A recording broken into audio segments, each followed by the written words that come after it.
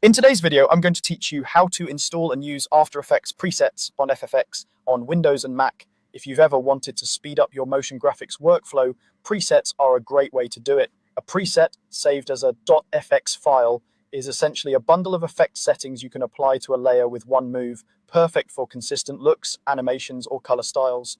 Start by downloading the preset file from a trusted source. You're looking for a .fx file. Keep it somewhere easy to find, like your desktop or a dedicated presets folder in your downloads. Before installing, make sure After Effects is fully closed. This is important because After Effects scans for presets only when it starts up. If it's open during installation, your new preset won't show until you relaunch, so closing it now saves time.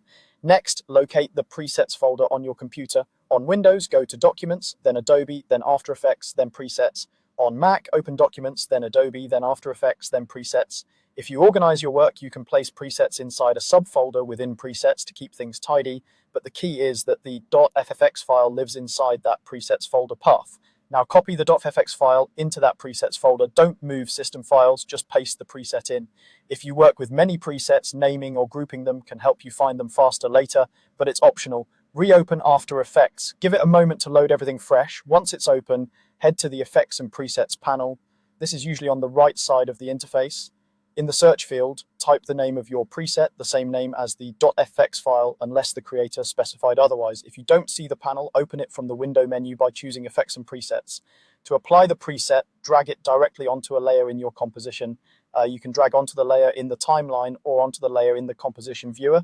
As soon as you release, the presets, effects, and keyframes, if any, will be added. You'll see the settings in the Effect Controls panel, where you can fine-tune values to match your footage or design. If nothing seems to happen, make sure you dropped it on the correct layer and that the playhead is at a time where changes are visible.